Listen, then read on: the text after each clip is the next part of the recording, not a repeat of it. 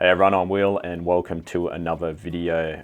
In landscape photography, a big part of the game eventually becomes getting yourself to the right place at the right time and then knowing what you're doing once you get there. Now, of course, you could nail the exposure out in the field, but when you get back to your computer, this is where it's really make or break time when it comes to handling the raw file. So in this video, I want to run through some tips with you on processing your images, and the one that we're going to be looking at is from a recent shoot I had where we basically aligned ourselves in position of a lone tree anticipating a rainbow at sunrise, which we did indeed get. It was really memorable on one of the workshops I was running, and the guys trusted in my vision and waited out in the howling wind to capture this image.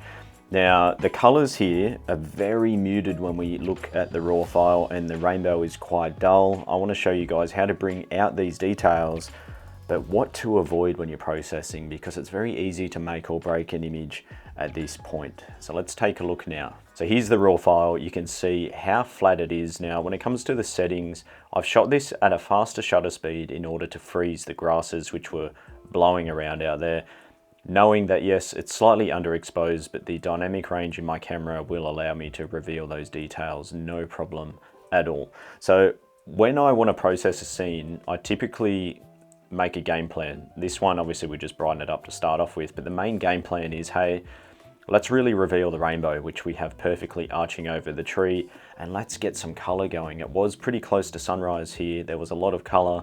It's so flat in this image. When it comes to working with skies, which is obviously where the rainbow is, I know it's tempting to either use the sky selection feature, which we'll apply now.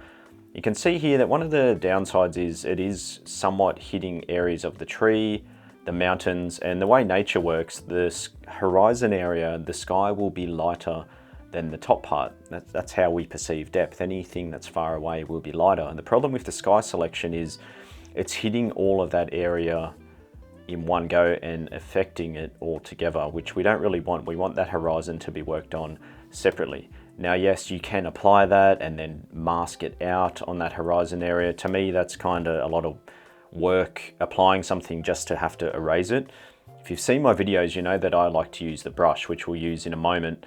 Otherwise, there is a new landscape selection tool which they've put in Lightroom and Camera Raw. Same problem. In this image, it's saying we can either work on the sky or the vegetation. Even in the landscape itself, there should be a contrast difference from the foreground compared to the midground and background. We don't want to work on all these areas in one big selection. So for that reason, I really like to use the brush. So I'm going to jump on the brush now, and the feather flow and density I have at 100, which will make this brush really soft. So it doesn't matter if I skim the edge of the tree, because the edge of the brush gets a small amount of whatever my adjustment is. So if I want to bring down exposure and some highlights to start to reveal the rainbow, but also darken that top part of the sky, it doesn't matter if I skim that tree, because we're just getting a very small amount of our adjustment in there. Anything closer to the viewer should have more contrast, darker tones, or a bigger range of tonality. So for that reason, I've increased the contrast on that. I'd even dehaze slightly, see what that's doing in the sky. Now, when it comes down to that midground area, I'm going to push K. Pushing K just gives us a new brush, and here I'm going to lighten things up. I'll bring up some exposure and shadows. Let's see the tree. It's all right if we lighten the sky there, so that's where the light was hitting, even in that midground area. See how we're working in all these localized zones instead of one big selection. Now, let's just start to talk about color. We've basically balanced out some of the dynamic range. The first thing I generally suggest is using a landscape profile. Instantly that has warmed up the highlights, it's brought out the greens. Sweet, that's a good little head start. Now I'll jump in the color tab, increase the vibrance, and in this case maybe a small amount of saturation. This is another tip I want to pass on. What makes this scene so cool and beautiful was any, golden hour shooting in general, we have that contrast of the cool and warm, cool shadows, warm highlights. When you're adjusting your color in this tab here, keep in mind that this is a global adjustment. It's going to hit the whole image, every tone all together.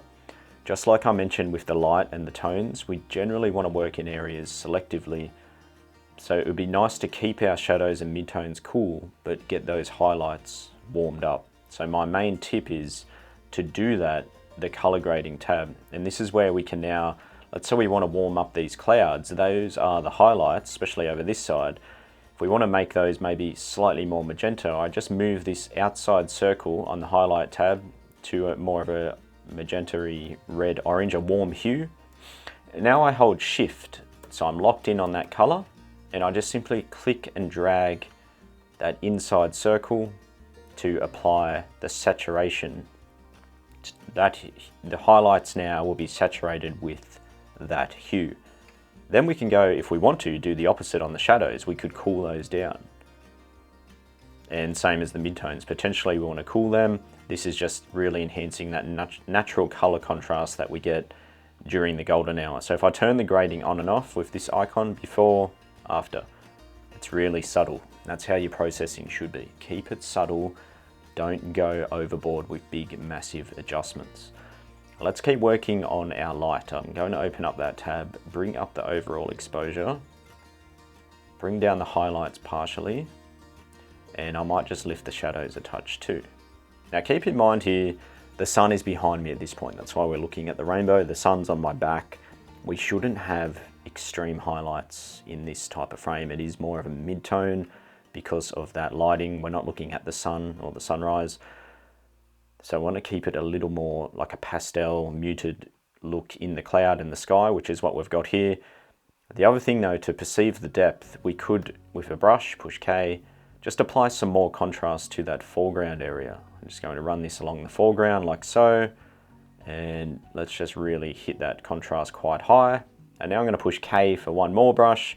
This time I'll lift the shadows higher and the blacks higher. This makes them lighter. And I'm just going to apply this to the tree, all along the horizon, even the lower part of the sky. This is now really creating that depth by showcasing that area as being further away. If you go and grab the global contrast, you diminish that depth because you're now getting these distant blacks and crunching those down, and instantly you've just flattened out the scene. That's why I did contrast adjustments. Remember, we did some in the top part of the sky, the lower part of the foreground.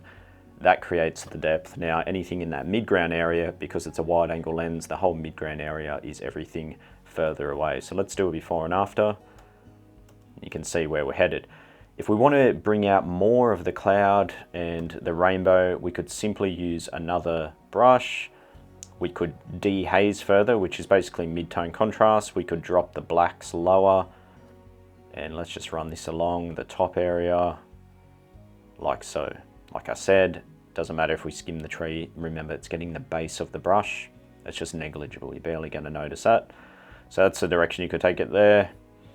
Maybe leave it about this point. This is the stage now, if I was processing this for me and not a tutorial, I would save this and basically leave it as a draft. Then I'd come back along later with some fresh eyes. And with those fresh eyes, you might make some minor adjustments, maybe lean into the magenta more. Maybe you want to dial back the blues in the sky. If you want to do that, you could simply either go into the color mixer, jump on the hue, the saturation, and just get the blue slider, pull that to the left, and that just eases those blues up.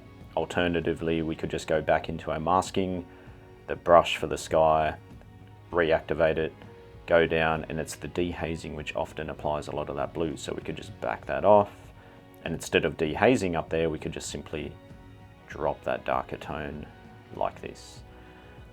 That gives you a bit of an indication of where I'll take things. Now, like I said, I really like to work on the image in these localized areas.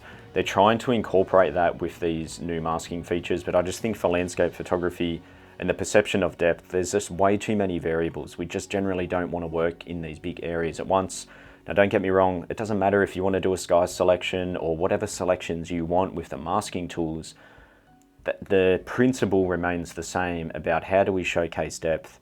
Think about that tonal adjustment through the frame. Think about your colors. Try and get some color separation too, so you do have those cool and warm hues. And that's roughly what I do with a lot of my work. I hope that's maybe helped you and given you a bit of direction with your own post-processing. Like I said, it's just a quick little tip video today and a bit of an introduction to post-processing. A scene like this, it's real easy to make or break these types of images if you go overboard and you want to start hammering the colors, or maybe you're just not quite putting enough in there and now you haven't done justice to the scene. It's definitely a balancing act. I'm not saying that I've perfected it after 15 years of shooting landscapes full time, but less is more. Keep that in mind. Less is more, and just take your time with your processing. Don't let social media or family or friends make you rush. Take your time, enjoy the process, let it marinate. I hope that one helps, guys. Leave any questions or comments below, and as always, I appreciate your support on the channel. The thumbs up and shares go a long way. I'll see you in another video soon.